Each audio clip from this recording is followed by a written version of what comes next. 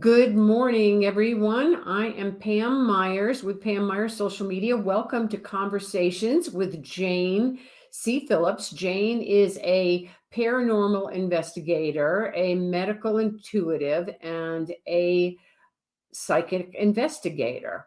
And today's conversation is going to be about thankfulness and gratitude and how we get through the holidays with as least amount of stress as possible. So, good morning, Jane. Well, good morning, everybody.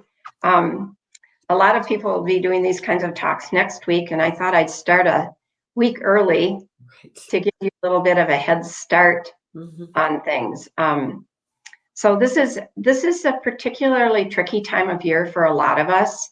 I recently lost my sister to brain cancer a couple of weeks ago, and so people are going through, like myself, even though we weren't living in the same state, just an acknowledgement of somebody who was with us before is not with us this time. And so there are parts of this holiday that can get tricky, maybe because you've lost someone. We've had a lot of losses in the last couple of years, or maybe because your family situation isn't the smoothest. And every single ad on TV is showing Johnny coming home for Christmas and all of this positive stuff that's going on. And so I wanted to have a conversation back and forth with Pam today about things that each of us maybe do to make it through this season, which certainly in the United States is so focused on consumerism and purchasing gifts for people, and not so much on the quality of time that we have with the people that are here, and how we create quality of space for ourselves during this time, because it might be that your birth family is not your chosen family. Exactly. And it could be that your birth family is just the heart of hearts, and you can't understand why somebody else wouldn't have that as their chosen family.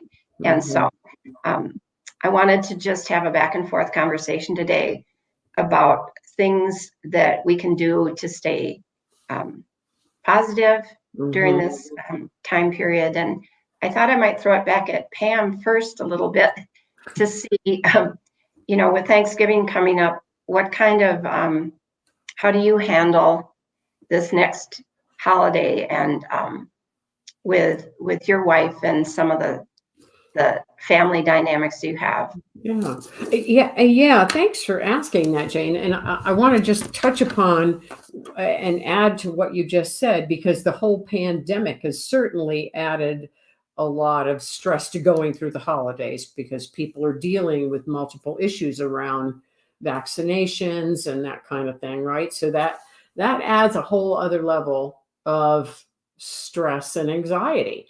And I think, and we have that going on with our family. I'm sure so many families do. And so, I think for us, it's finding a sense of peace and not stressing out over things that you cannot control, and not trying to do so much, especially to please other people. You just have to do what's best for you, and not try and get overwhelmed with everything, because really when it comes down to the end of the day, it's who you want to spend time with, the people that are going to be holding your hand at the end of your life, not everybody else on the peripheral, right? And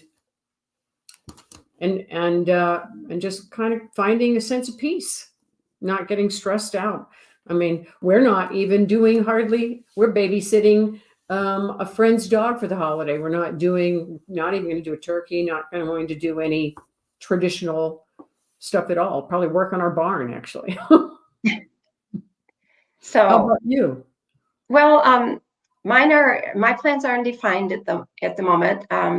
My sister, who passed, was living in Chicago, and we've never really done anything with their family. She's got a couple of kids and all of that, and my brother's in Minnesota, and we haven't done things together. So my tradition has always been pretty much from the time I left college and then was out in the world and not in Minnesota, where I'm originally from, was to holiday with friends or make it a day of quiet contemplation. For me, I'm a pretty big introvert.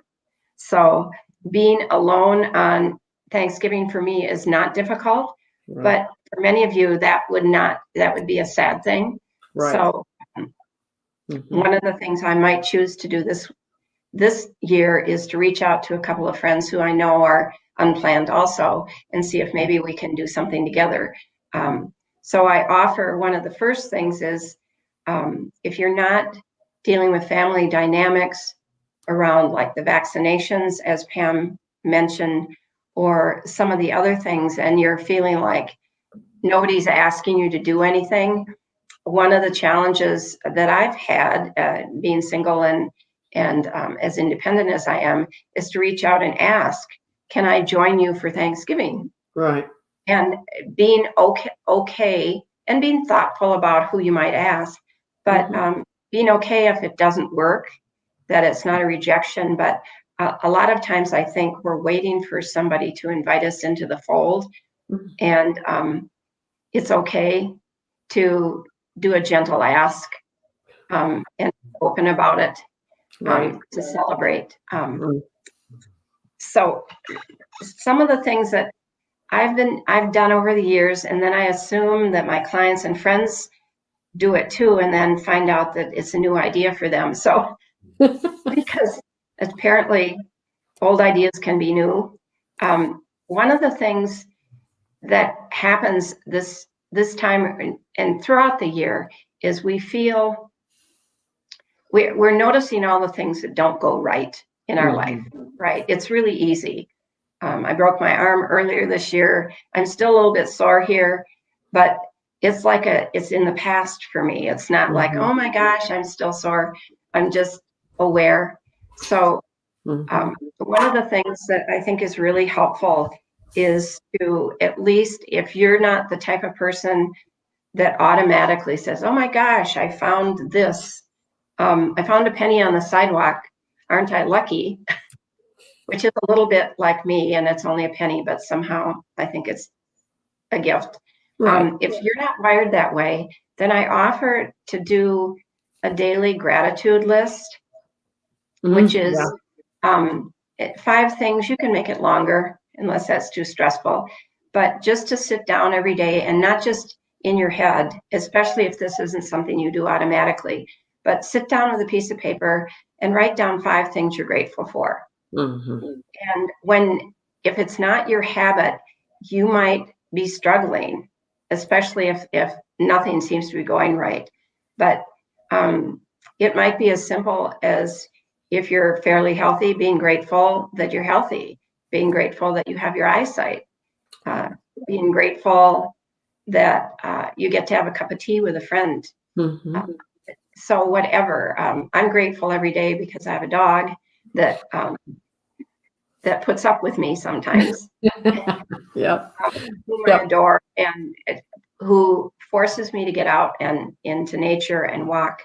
And so that's one of the first things that I tell people to do if you're really stuck in the whole pile of things that aren't going right, is start noticing the little things that you're grateful for. The piece around that energetically, because those of you who've watched me or know me, is that I'm dealing with the energy world all the time. And I believe that when we get given a gift, like I find my penny, or I clean up trash in the arroyos, and the other day I found $5. That was a big number. And so I said, oh, I'm getting paid, but what happens is, when you acknowledge the things that are working energetically, the universe, God, whoever you want to put outside of you, says, oh, she liked that. I'm going to give her more of that. So maybe that's why I got $5, because I like all the pennies. I have a pile. But paying attention to the things that bring you joy and make you happy are important. The things we pay attention to are the things we get more of. So if we're having a whole string of bad luck and we're focusing on that, the universe doesn't necessarily distinguish, or God doesn't distinguish bad luck versus good. It just considers it a thing. So if you're focusing on the things that aren't working, you can create more of that. Right. And that's a part I play, just as a segue, that if you're one of those people that you're just wired that way, it's not a criticism on my part, because I know we're wired the way we are, where everything seems to be going against you or wrong, and you can't seem to break out of that mold. Sometimes just one session with me can help identify some of that, and you can operate differently. At least make an effort to let go of the things that aren't working if you can't figure out a way to resolve it. Because there's a piece, when things don't go well, we can start blaming the other person, we can blame God, we can do all of that. And blaming doesn't get you out of your situation. No. So a piece around the gratitude is looking at what's working. And then another piece that I tell people is, when we're up against things that we're not particularly thankful for. I wasn't thankful when I broke my arm, but I also have had enough experience that I was kind of in the moment with it, trying to figure out, okay, what's my next step? So the other piece around gratitude, or the other side when things aren't going well, is to think about what you can do to move forward. And if you can't think of anything because it's too devastating or whatever, is to at least ask outside of yourself, God or whatever outside of you, to give you some ideas on what to do or to help resolve it. So, because being in that helpless place when nothing's going well and you can't be thankful, there's just no part of you that's thankful. At least ask for some help outside. Right. And another piece that people don't talk about very much, but I picked up years ago, and I don't know if you've run into this, Pam, is to do in a daily 5 things you acknowledge yourself for. Do you ever do that? That's a good one. Yes. I have not done that in a long time, but it's a really good exercise to go through. Yeah. And so explain that, since you've done that before, what that looks like. What do you mean by acknowledging yourself? Really? Yeah, because I think so many times we're harder on ourselves than we need to be. And so to acknowledge the accomplishments that you've made, the things that are good in your life, the things that are working well for you, there's reasons for that, right? And so then to appreciate that, I think, is to focus on those, puts you in a better state of mind, a better perspective. And it can be very beneficial, because there's always somebody that's worse off than you, right? And if we can get up and put our feet on the floor every day and stand up, then we're way ahead of the game. Yeah. And for me, the gratitude is one list. And for me, the acknowledgement is a different list. It's about us personally. Yeah. And when you're first starting out, you can't think of usually anything, because you're in the beat yourself up mode that we've all go through. I didn't get this done. So to acknowledge yourself for making your bed, if you did that, or for brushing your teeth, or getting the kitchen dishes put in the dishwasher, washed by hand, or taking an effort to wash your hair. I mean, simple things. Yep. But as you get further along with acknowledging, you'll get more creative around it, and you're acknowledging that you called a friend up for a cup of coffee because you knew they needed some support, and you actually could use some support yourself. So the 2 lists that I sort of recommend for daily use, and written is better in the beginning. Sometimes you, after a while, as my habit is, I pretty much acknowledge and am grateful for things kind of on a regular basis throughout the day, and celebrate that. But do some written things and start noticing how, as you're doing that, It changes your energy field. It makes you more positive. If you're dealing with depression or anxiety, it's going to shift your energy just enough, so it's going to change your day for the better. And with upcoming Thanksgiving, and I think it's important to figure out now how you want to spend the day, whether you're going to be with family because it's a choice, and maybe it's tricky. Maybe your family dynamics are tricky. So I use the word choose a lot. I don't say I want my day to be great. I choose something about the day that's going to work for me. I choose to not engage in conversation that's going to ramp things up. I'm choosing not to get into politics. I'm making a personal choice and to behave in maybe a different way. And the things that I don't think I can control, I might just say, I choose that this family get together or the get together with my friends is positive and fun. And then leave it open to how that shows up. Right. Yep. So good advice. You can navigate. Because I believe in the energetics, I believe in using prayer or whatever you want to call it, to at least, if I don't feel like I have control over things, to choose energetically that things happen differently, and then pay attention. Did it work for you? Right. Yeah. Or did you listen to this and say, well, that was a bunch of baloney. It didn't work at all for me. Right. So, but my experience is most of the time it works. And if it didn't, maybe some of your self-doubts, got in the way. Right. In which case, then you could be helpful. So they should reach out to janecphillips.com. Yep. Anything else that we should talk about? No, I think just wishing everybody a lovely Thanksgiving. We will be back next Wednesday, right? Next Wednesday, we're going to be broadcasting instead of Thursday, because Thursday's Thanksgiving. So anybody wants to join us, we will look forward to seeing you next Wednesday.